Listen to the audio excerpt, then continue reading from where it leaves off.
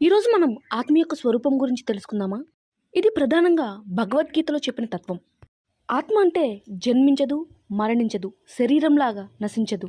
శరీరాన్ని వస్త్రంలా మార్చుకుంటుంది. నిత్యము, శాశ్వతము, సనాతనము.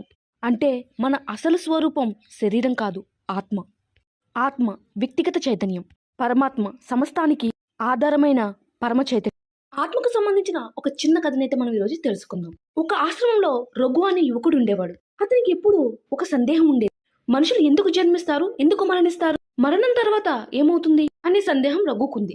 ఒకరోజు గురువుగారి దగ్గరికి వెళ్ళి, రఘు, గురువుగారు, మనిషి చనిపోతే అంతేనా?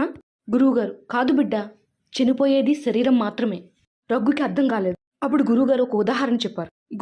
గురువుగారు రఘుకి 2 బట్టలు ఇచ్చి ఇలా చెప్పారు, పాత బట్టలు తీసి కొత్త బట్టలు వేసుకో. గురువుగారు నవ్వుతూ, నువ్వు మారిపోయావా లేక నీ బట్టలు మారిపోయాయా? రఘు, లేదు గురువుగారు, నా బట్టలే మారాయి. గురువుగారు, నేనే అదే చెప్తున్నా మరి. శరీరం బట్ట లాంటిది, ఆత్మ మాత్రం నిత్యం.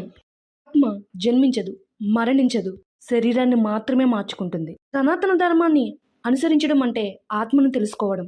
ఆచారం కాదు, జ్ఞానం ముఖ్యం. ఇప్పుడు ఈ మాటలన్నీ విన్నాక రఘు ఇలా నిర్ణయించుకున్నాడు, నేను శరీరాన్ని కాదు, నేను శాశ్వతమైన ఆత్మను మాత్రమే అని.